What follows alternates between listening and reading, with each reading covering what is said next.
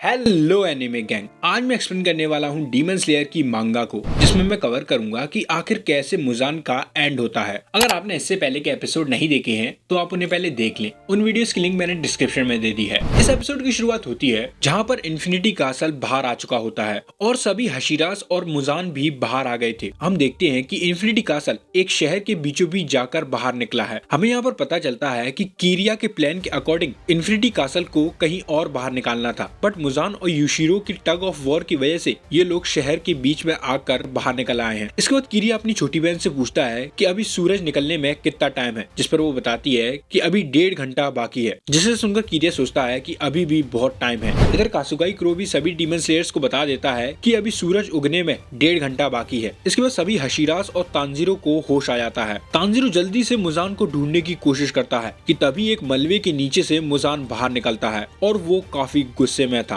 वो बड़े ही गुस्से में कहता है कि मुझे लगता है कि तुम लोग मुझे यहाँ पर सूरज उगने तक रोकने वाले हो। अगर तुम मुझे रोक सको तो रोक के दिखाओ। इसके बाद मुजान गियू, ओबनाई और मित्सुरी पर हमला कर देता है और ये तीनों भी मुजान पर हमला कर देते हैं। ओबनाई बड़े ही तेजी से आगे बढ़ता है और वो मुजान के अटैक से बचते हुए उसकी गर्दन तक पहुंच जाता है, जहां वो उसकी गर्दन को काट देता है। बट वो ये देखकर काफी शॉक हो जाता है कि मुजान की रीजनरेशन पावर इतनी ज्यादा है कि वो जैसे ही उसकी गर्दन को काटता जाता है वो हील होती जाती है, जिसे देखकर ये तीनों काफी शॉक हो जाते हैं। अब ये तीनों मुजान के काफी करीब थे, जिसकी वजह से मुजान इन तीनों पर हमला कर देता है। बट यहाँ पर इन तीनों को बाकी के डीमन स्लेयर्स आकर बचा लेते हैं। वो खुद की जान को कुर्बान करके इन तीनों को बचा लेते हैं और फिर यहाँ पर और भी डीमन स्लेयर्स आ जाते हैं जो इन तीनों के आसपास वॉल बना देते हैं, जिसकी वजह से इन तीनों को थोड़ा और टाइम मिल सके। बट इसका कोई फायदा नहीं होता क्योंकि मुजान इन सभी डीमन स्लेयर्स को कुछ ही सेकंड में मार देता है। इधर तांजीरो जैसे ही मुजान की तरफ बढ़ता है उसे खून की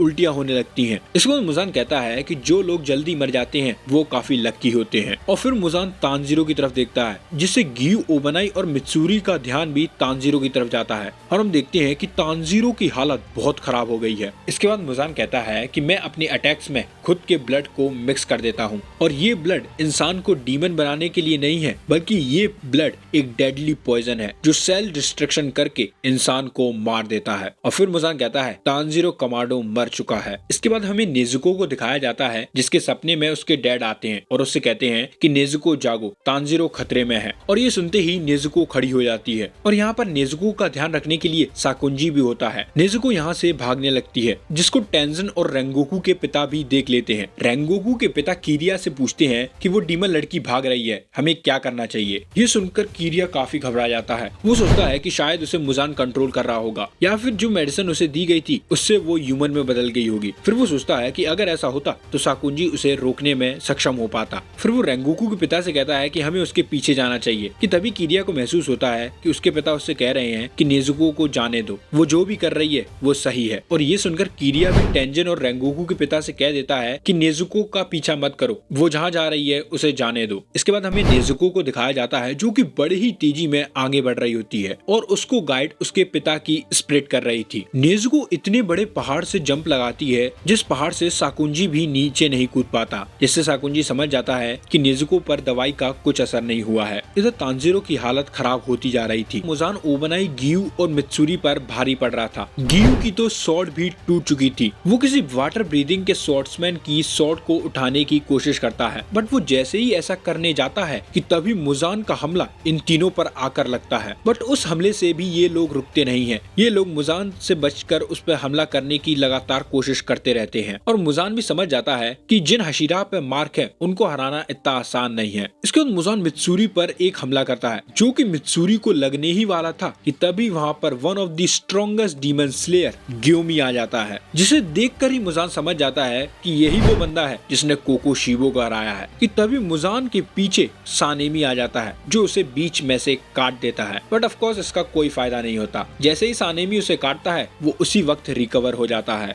बट यहाँ पर सानेमी मुजान में आग भी लगा देता है, जिसकी वजह से मुजान को और गुस्सा आने लगता है। इसके बाद मुराता को दिखाया जाता है जो कि अभी अभी मलबे के नीचे से बाहर निकला था। वो जैसे ही मुजान को देखता है वो कहता है कि यही वो इंसान है जिसने मेरी फैमिली को मारा था, मुझे इसे मारना ही होगा। कि तभी गियू मुराता को आवाज लगाता है और उससे कहता है कि तांजीरो घायल हो चुका है, उसे कहीं सेफ जगह पर ले जाकर उसका इलाज करो। इसके बाद मुराता तांजीरो के पास जाता है और उसे उठाकर कहीं सेफ जगह पर ले जाने लगता है। मुराता ये सोचकर रोने लगता है कि गियू को उसका नाम अभी भी याद है। और फिर हमें यहाँ पर पता चलता है कि मुराता और गियू ने फाइनल सिलेक्शन एक साथ दिया था, but of course Giyu hard training कर एक हशीरा बन गया और मुराता उससे पीछे रह गया। कि तभी तांजीरो एक अलग ही जगह पर आ जाता है। वो अपने आसपास देखता है तो उसके सामने एक घर होता है जो कि उसके घर की तरह ही लग रहा था, बट थोड़ा सा अलग होता है। और फिर वो जब देखता है कि उसके हाथ में एक लकड़ी है तो वो सोचता है कि मैं यहाँ पर लकड़ियां क्यों काट रहा हूँ। कि तभी उसके पास एक छोटी सी बच्ची आती है जो उसे पापा बुलाती है और एक डायरेक्शन में फिंगर पॉइंट करती है जहाँ पर योरिची खड़ा था। और योरिची को देखते ही तांजीरो समझ जाता है कि यही फर्स्ट ब्रीथिंग यूज करने वाला इंसान है। इसके बाद सीन फिर से बैटलफील्ड पर जाता है जहाँ पर मुराता तांजीरो को ठीक करने की कोशिश कर रहा था, बट ऑफ कोर्स तांजीरो सही नहीं हो पा रहा था। कि तभी मुराता के पास एक और डीमन स्लेयर आता है। वो डीमन स्लेयर आकर मुराता से मदद मांगता है और कहता है कि वहाँ पर यूशिरो मलबे के नीचे दबा हुआ है, उसको बाहर निकालने में तुम मेरी मदद करो। जिस पर मुराता कहता है कि मैं ऐसा नहीं कर सकता, तांजीरो की हालत बहुत खराब है। जिस पर वो डीमन स्लेयर कहता है कि अगर हम यूशिरो को बचा लेंगे तो यूशिरो तांजीरो को सही कर सकता है क्योंकि उसके पास अनबिलीवेबल पावर है। इसके बाद फिर से सीन योरिची और तांजीरो पर चला जाता है। अब मैं तुमको बता दूं ये तांजीरो नहीं बल्कि ये उसके एंसेस्टर हैं और ये उसकी इनहर्टेड मेमोरी है जिसके बारे में हमें सीजन 3 में भी बताया गया था। योरिची यहाँ पर तांजीरो के एंसेस्टर से बात करने आया था क्योंकि वो काफी दुखी था। तांजीरो सोचता है कि मुझे शायद योरिची से 13th फॉर्म के बारे में पूछना चाहिए। कि तभी तांजीरो कुछ और ही बोलने लगता है जिससे वो समझ जाता है कि ये इनहर्टेड मेमोरी है उसके एंसेस्टर की और उसका इस पर कोई भी कंट्रोल नहीं है। योरिची तांजीरो से कहता है कि जब भी मैं किसी को खुश देखता हूँ तो मुझे भी काफी खुशी होती है कि ये दुनिया बहुत खूबसूरत है और यहाँ पर जन्म लेना ही जन्नत के समान है। इसको योरिची बताता है कि उसकी माँ काफी धार्मिक किस्म की इंसान थी। वो हमेशा पूजा करती थी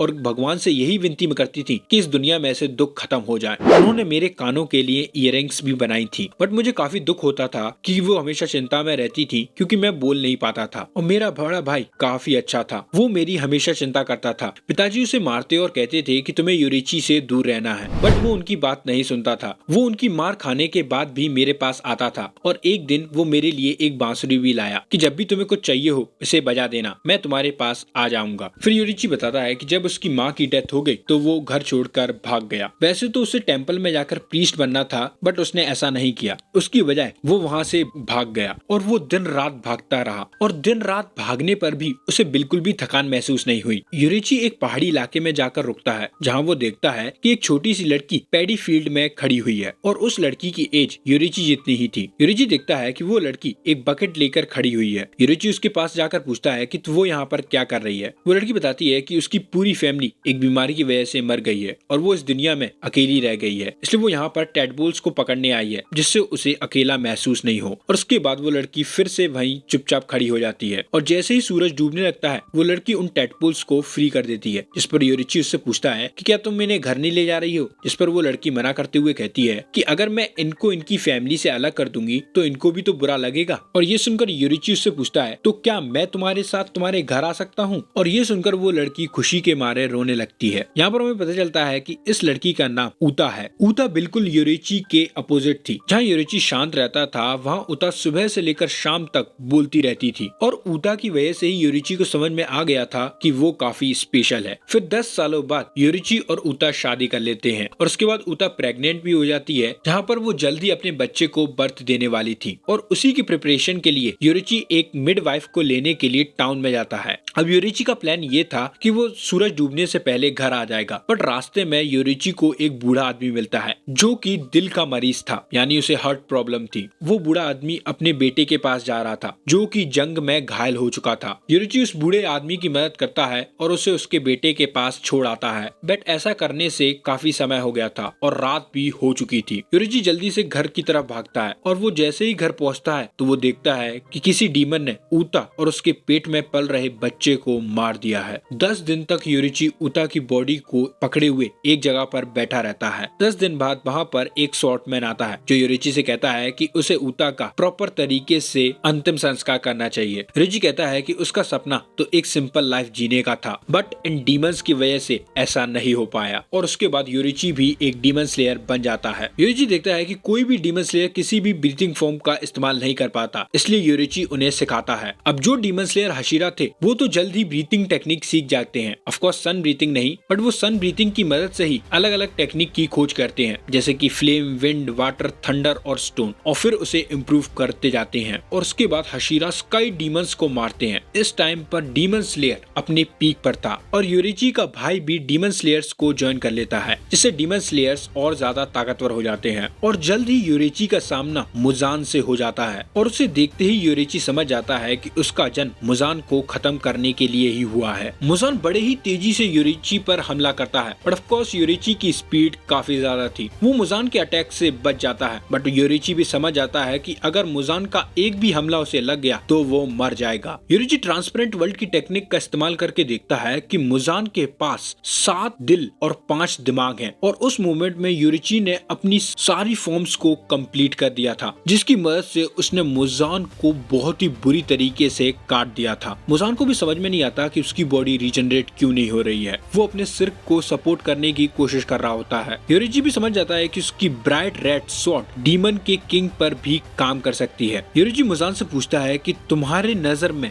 एक जीवन की क्या वैल्यू है, जिस पर ऑफकोर्स मुजान कोई जवाब नहीं देता। वो इतना डरा हुआ और गुस्से में था कि वो कुछ बोल ही नहीं पाता है। फिर योरिची वहाँ पर खड़ी हुई एक और डीमन की तरफ देखता है, जो कि मुजान की मदद करने की बिल्कुल भी कोशिश नहीं कर रही थी, और वो तो मुजान की तरफ ऐसे देख रही थी कि उसे एक होप लग रही हो कि आज ये मरने वाला है। और फिर योरिची डिसाइड करता है कि उसे मुजान को मार देना चाहिए, और वो जैसे ही अपना एक कदम आगे बढ़ाता है, मुजान खुद की बॉडी को 1800 पीसेस में स्प्लिट कर देता है। योरिची अपनी पूरी कोशिश करके 1500 पीसेस को तो काट देता है, 300 पीसेस बच जाते हैं, जिसकी वजह से मुजान वहाँ से बचकर भाग जाता है। और जैसे ही ये होता है, वो डीमन लड़की रोने लगती है। वो कहती है कि तुमने उसे मार ही दिया था, काश वो मुजान की बुत्सुजी आज मर जाता। योरिची उस लड़की को शांत करता है, और फिर वो लड़की मुजान के बारे में सब कुछ योरिची को बता देती है। वो योरिची को ये भी बताती है कि अब वो शायद तुम्हारे सामने कभी भी नहीं आएगा, और वो जब तक बाहर नहीं निकलेगा जब तक तुम मर नहीं जाते। और हमें यहाँ पर पता चलता है कि ये लड़की और कोई नहीं बल्कि तमायो है, और योरिची तमायो को यहाँ से जाने देता है। इसके बाद योरिची को उसके साथियों से पता चलता है कि उसका भाई भी एक डीमन बन गया है। अब ऑफ कोर्स योरिची से काफी गलतियां हो गई थी। पहली गलती, वो मुजान को नहीं हरा पाया। दूसरी, वो उसने तमायो को जाने दिया। और तीसरी, उसका भाई एक डीमन बन गया है। सब लोग उसे डीमन स्लेयर से बाहर निकालने के लिए कहते हैं। कुछ लोग तो ये भी कहते हैं कि उसे मर जाना चाहिए, पर डीमन स्लेयर का लीडर इसके लिए मना कर देता है। तांजीरो का एंसेस्टर योरिची से कहता है कि इसमें तुम्हारी कोई गलती नहीं है, जिस पर योरिची कहता है कि मैं स्पेशल स्ट्रेंथ के साथ पैदा हुआ था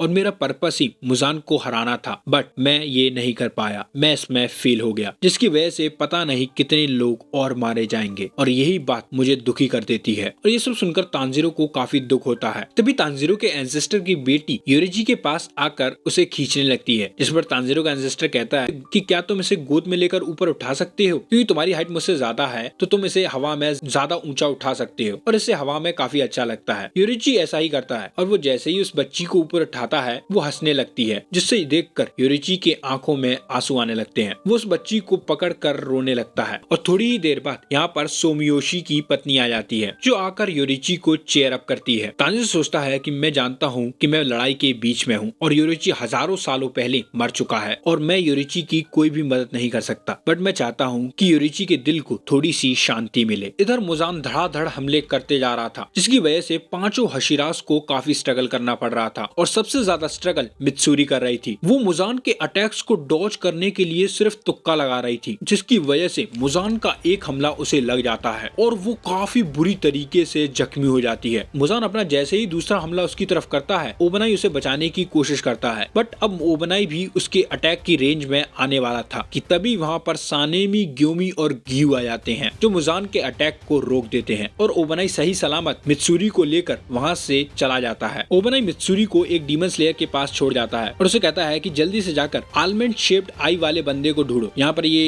यूशिरो की बात कर रहा था, और मित्सुरी का इलाज करो। अब ऑफ कोर्स मित्सुरी भी कहाँ रुकने वाली थी। वो कहती है कि मैं अभी भी लड़ सकती हूँ, मैं नहीं रुकूंगी। इस पर ओबनाई कहता है कि नहीं, तुम बहुत लड़ चुकी हो। और फिर वो उस डीमन स्लेयर से कहता है कि मैं इसकी जिम्मेदारी तुम पे छोड़ रहा हूँ। फिर ओबनाई यहाँ से चला जाता है। ओबनाई यहाँ से जाते हुए सोचता है कि अगर इस वर्ल्ड में डीमंस एग्जिस्ट नहीं करते तो मैं और मित्सुरी काफी पीसफुल जी रहे होते। फिर वो सोचता है कि नहीं, ये इम्पॉसिबल है। जब तक मैं मर नहीं जाता और किसी और बॉडी में नहीं आ जाता, मैं तब तक मित्सुरी के साथ नहीं रहता। मेरे अंदर जो खून है वो करप्ट है। ओबनाई कहता है, मित्सुरी, मैं एक करप्ट ब्लड लाइन से बिलोंग करता हूँ। फिर हमें यहाँ पर ओबनाई के पास्ट के बारे में बताया जाता है कि ओबनाई एक ऐसी फैमिली से बिलोंग करता है जो कि दूसरों के पैसों पर जीते थे और इस फैमिली के अंदर सबसे ज्यादा लड़कियां ही थी। 370 साल में पहली बार किसी लड़के का जन्म हुआ था जो कि ओबनाई था। ओबनाई को बचपन से ही एक कॉन्क्रीटेड सेल में बंद कर दिया गया था। उसकी मदर, सिस्टर और आंटी उसके साथ बड़े ही डिस्कस्टिंग तरीके से व्यवहार करती थी। भले ही उसे कॉन्क्रीट सेल में रखा जाता बट उसको सब सुविधाएं दी जाती थी। उसके लिए अच्छा खाना लाया जाता था, अच्छे कपड़े और बहुत कुछ। बट ओबनाई को हमेशा डर लगा रहता था क्योंकि रात में उसके सेल के ऊपर उसे किसी क्रीपी से क्रिएचर की आवाज सुनाई देती थी और ओबनाई तब तक नहीं सो पाता था जब तक ऊपर से आवाज आना बंद नहीं हो जाती थी। फिर जब ओबनाई 12 साल का होता है तो उसे सेल के अंदर से बाहर निकाला जाता है और उसे एक लग्जरियस रूम में ले जाया जाता है जहाँ पर एक फीमेल स्नेक डीमन बैठी हुई थी। ओबनाई समझ जाता है कि यही वो क्रिएचर है जो रात में उसे देखने आया करता था। वो फीमेल डीमन कहती है कि ये अभी काफी छोटा है, इसे और बड़ा हो जाने दो। फिर हमें यहाँ पर पता चलता है कि ओबनाई की फैमिली जिन लग्जरियस अपार्टमेंट, ज्वेलरी का फायदा उठा रही है, उनकी फैमिली को ये फीमेल डीमन मार दिया करती थी, जिसके बदले में ओबनाई की फैमिली अपने बच्चों को इसे खिला दिया करते थे। अब ओबनाई जब जन्मा था तो उसकी आंखें काफी रेयर थी, जिसकी वजह से इस फीमेल डीमन ने इसको बचपन में नहीं खाया और उसके बड़े होने का इंतजार किया। अब ये फीमेल डीमन चाहती है कि ओबनाई थोड़ा और बड़ा हो और फिर वो इसे खाएगी, बट उससे पहले वो ओबनाई के ब्लड का थोड़ा टेस्ट लेना चाहती है। इसलिए उसकी आंटी वगैरह ओबनाई के मुंह को काट देती हैं और उसके ब्लड को कलेक्ट करके उस फीमेल डीमन को खिला देती हैं। अब तुम लोगों को समझ में आ गया होगा कि ओबनाई हमेशा अपने मुंह पर पट्टी क्यों बांधा रहता है। इसके बाद ओबनाई को फिर से उसी सेल में डाल दिया जाता है। अब ओबनाई भी काफी चालाक था। उसने एक हार्पिन को चुरा लिया था जिसकी मदद से वो उस लैक्टिक की सेल को तोड़ने लगता है। अब ऑफ कोर्स एक हेयर पिन से इतनी मोटी सेल को तोड़ना आसान काम नहीं था और उसे ये भी डर था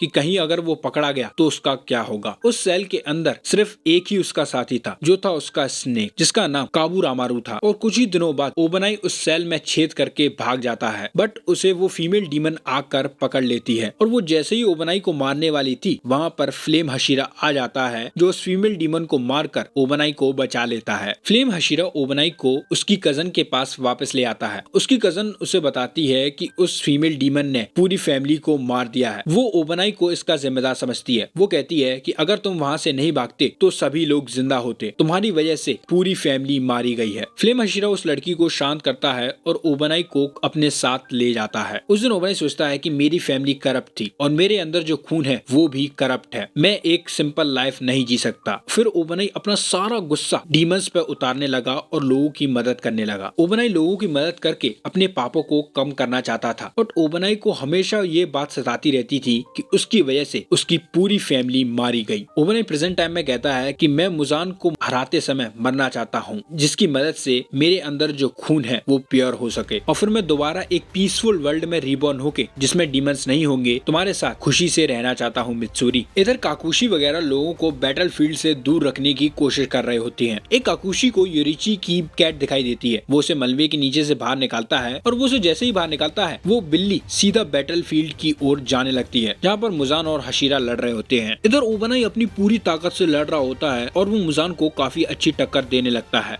बट ऑफ कोर्स मुजान को हराना इतना भी आसान नहीं था। उनके लिए एक सेकंड का भी टाइम इकट्ठा करना आसान नहीं था। ग्यू की तो स्वॉर्ड ही उसके हाथ में से छूट जाती है क्योंकि उसके हाथों की ग्रिप काफी कमजोर पड़ गई होती है। मुजान का एक हमला ग्यू को खत्म करने ही वाला होता है कि तभी ओबनाई और ग्योमी आकर ग्यू को बचा लेते हैं और सानेमी उसकी स्वॉर्ड को उसकी तरफ फेंक कर कहता है कि अगर तुमने इस बार इस स्वॉर्ड को जाने दिया तो मैं तुम्हें मार दूंगा और ग्यू उस स्वॉर्ड को उठाकर अपनी पूरी ताकत से लड़ने लगता है। मुजान सोचता है कि ये लोग मेरी एक्सेप्टेशन से कुछ ज्यादा ही देर टिक गए हैं पर जल्द ही ये लोग मारे जाएंगे। और मुजान ऐसा इसलिए सोच रहा था क्योंकि मुजान के अटैक्स इनको भी लग चुके थे और जैसा कि मुजान बता चुका है कि उसके अटैक्स के अंदर उसका ब्लड मिक्स है जो कि सेल डिस्ट्रक्शन करके इंसान को खत्म कर देता है, वो भी 5 मिनट के अंदर। इन लोगों को भी समझ में आने लगता है कि ये लोग जल्द ही मरने वाले हैं कि तभी यहाँ पर यूशिरो की कैट आ जाती है। उस कैट के ऊपर एक बैग होता है जिसके अंदर से 4 सिरम बाहर निकलती हैं और वो चारों सिरम जाकर ओबनाई, ग्यू, सानेमी और ग्योमी पर जाकर लगती हैं जिसकी मदद से वो लोग हील होने लगते हैं। ये लोग भी समझ आते हैं कि उस सिरम की मदद से ये लोग हील हो गए हैं जिसकी मदद से ये आसानी से अब लड़ सकते हैं। मुजान भी समझ आता है कि ये काम और किसी का नहीं बल्कि तमायो का ही है। तमायो ने ही ये सिरम बनाई होगी जो कि सेल डिस्ट्रक्शन को रोक सकती हैं। अब मुजान को और ज्यादा गुस्सा आने लगता है और वो अपने अटैक्स की स्पीड और तेज कर देता है जिसकी वजह से चारों तरफ काफी डिस्ट्रक्शन होने लगती है। ओबनाई सोचता है कि इस बैटल में सबसे कम कंट्रीब्यूट उसने किया है। ओबनाई सोचता है कि जब एक क्रिएचर अपनी मौत के चरण पर होता है तो उसके अंदर एक एक्सप्लोसिव स्ट्रेंथ आ जाती है कि जैसे जब तोक्यूतो अपनी मरण सीमा पर था उसने अपनी स्वॉर्ड को ब्राइट रेड स्वॉर्ड में बदल दिया था। उस वक्त तोक्यूतो ने सिर्फ अपना ध्यान अपनी ग्रिप पर रखा था जिसकी वजह से उसकी स्वॉर्ड का टेम्परेचर बढ़ा और वो एक रेड स्वॉर्ड में बदल गई थी। और यहाँ पर ओबनाई जैसे ही अपनी ग्रिप को स्ट्रॉन्ग करता है उसकी स्वॉर्ड का भी कलर चेंज होकर रेड हो जाता है। बट यहाँ पर एक दिक्कत हो गई थी, ओबनाई ने उसकी सारी स्ट्रेंथ उसकी ग्रिप में लगा दी थी जिसकी वजह से उसके देखने की क्षमता कमजोर होने लगती है और उसके अंदर ऑक्सीजन की कमी भी होने लगती है। ओबनाई जैसे ही बेहोश होने लगता है मुजान उस पर हमला कर देता है और ये हमला ओबनाई को टच करता उससे पहले ही ओबनाई हवा में उछल जाता है। मुजान ओबनाई पर हवा में हमला करने की कोशिश करता है पर तभी उसके आर्म्स को कोई काट देता है और मुजान को ये कट काफी अजीब लगता है। मुजान देखता है कि सभी हशीरास उससे काफी दूर थे और जो ये कट था वो उनकी स्वॉर्ड से काफी अलग था कि तभी मुजान का हाथ फिर से कट जाता है और मुजान नोटिस करता है कि किसी ऐसी स्वॉर्ड से काटा जा रहा है जो कि जैग्ड है और मुजान भी समझ जाता है कि यहाँ पर कोई और भी है। मुजान चारों तरफ हमला करता है और जैसे ही धूल और पत्थर ऊपर उठते हैं वो एक डायरेक्शन में हमला करता है और मुजान यहाँ पर सही होता है। यहाँ पर इनोस्के, जेनित्सु और कनाओ आ गए थे जिन्होंने यूशिरो के पेपर्स का इस्तेमाल किया था इनविजिबल होने के लिए। ग्यूमी इन तीनों को जिंदा देखकर काफी खुश होता है। इनोस्के तो मुजान को मारने के लिए काफी ज्यादा एक्साइटेड था। वो फिर से यूशिरो के पेपर को लेता है और इनविजिबल हो जाता है। मुजान जैसे ही इनोस्के, जेनित्सु और कनाओ पर हमला करने के लिए आगे बढ़ता है ओबनाई आकर उसके हाथों को काट देता है। अब ऑफ कोर्स ओबनाई की स्वॉर्ड रेड हो चुकी थी जिसकी वजह से मुजान की रीजनरेशन पावर स्लो हो जाती है। इसके बाद कनाओ और जेनित्सु लगातार मुजान पर हमला करते जाते हैं और ओबनाई तो हमला कर ही रहा था। इधर ग्यूमी भी अपनी चेन और एक्स को एक साथ टकरा कर उन्हें रेड चेन और एक्स में बदल देता है और जैसे ही ग्यूमी अपनी रेड आयरन बॉल से मुजान पर हमला करता है उसको काफी ज्यादा डैमेज होता है। ग्यू और सानेमी भी अपनी स्वॉर्ड को आपस में टकराकर रेड स्वॉर्ड में बदल देते हैं। अब जैसे ही इन सब की स्वॉर्ड रेड में होती है इन लोगों को थोड़ी उम्मीद मिलती है कि अब ये लोग मुजान को हरा सकते हैं। इधर यूशिरो अपनी पूरी कोशिश कर रहा होता है कि वो तांजीरो को होश में ला सके बट इसका कोई फायदा नहीं था। बट थोड़ी देर बाद तांजीरो के अंदर थोड़ी सी पल्सेस महसूस होती हैं। ये लोग उसे फिर से जगाने की कोशिश करते हैं बट वो पल्सेस फिर से कम होने लगती हैं। बट जैसे ही मुराता रोते हुए ये कहता है कि मुजान यहाँ से भाग जाएगा, हमें जल्द ही कुछ करना होगा, तभी तांजीरो खड़ा हो जाता है। इधर एक काकुशी मुजान और इन लोगों की बैटल को दूर से देख रहा होता है। इधर ग्यूमी अपनी ट्रांसपेरेंट वर्ल्ड की टेक्निक का इस्तेमाल करके देखता है कि मुजान के पास मल्टीपल ब्रेन्स और मल्टीपल हार्ट्स हैं और वो समझ जाता है कि इसी वजह से उसकी गर्दन को काटने का कोई फायदा नहीं है। ग्यूमी सोचता है कि अगर मैं ट्रांसपेरेंट वर्ल्ड को अनलॉक कर सकता हूँ तो शायद ये लोग भी कर सकते हैं और फिर वो सबसे कहता है कि मुजान की बॉडी की तरफ ध्यान से देखो और ओबनाई जैसे ही ऐसा करता है वो भी ट्रांसपेरेंट वर्ल्ड को थोड़ी देर के लिए अनलॉक कर लेता है। अब जैसे ही लगने लगता है कि ये लोग मुजान को आसानी से 1 घंटे के लिए रोक लेंगे तभी मुजान एक जोरदार हमला करता है जिसकी वजह से एकदम से सन्नाटा हो जाता है। वो काकुशी जो दूर खड़ा हुआ था वो देखता है कि सभी हशीरास गायब हो गए हैं और वो जैसे ही अपनी मुंडी चारों तरफ घुमाता है तो वो देखता है कि सभी हशीरास बहुत बुरी तरीके से जख्मी हो गए हैं। ग्यू का तो एक हाथ भी कट जाता है। सिर्फ कनाव थी जो कि होश में थी। मुजान कनाव की तरफ आगे बढ़ता है। कनाव पूरी कोशिश करती है कि वो खड़ी होकर मुजान पर हमला करे बट उसे इतना ज्यादा डर लग रहा था कि वो वहाँ से हिल भी नहीं पाती है। मुजान जैसे ही कनाव को मारने वाला था कि तभी यहाँ पर तांजीरो आ जाता है जो कनाव को मुजान के अटैक से बचा लेता है और कनाव को उस काकुशी को देकर उसे कहता है कि इसका ख्याल रखना और फिर तांजीरो मुजान की तरफ बढ़ता है। मुजान तांजीरो को देखकर कहता है कि तुम बहुत ही भद्दे लग रहे हो तांजीरो, हम दोनों को देखकर ये कहना काफी मुश्किल है कि वास्तविक डीमन कौन है। और तांजीरो सिर्फ मुजान से ये कहता है चलो इसे खत्म करें मुजान। और इसी के साथ मैं करता हूँ इस वीडियो को यहीं पर एंड। वैसे तो मैं इसी वीडियो में पूरी फाइट को कवर करना चाहता था पर ये वीडियो फिर काफी लंबी हो जाती और इतनी बड़ी वीडियो मेरे फोन में नहीं एडिट होती है। तो इस वीडियो में इतना ही, जल्दी नेक्स्ट पार्ट आएगा। एक्सप्लेनेशन अच्छी लगी हो तो चैनल को सब्सक्राइब करना मत भूलना। मैं मिलता हूँ आपसे नेक्स्ट एपिसोड में।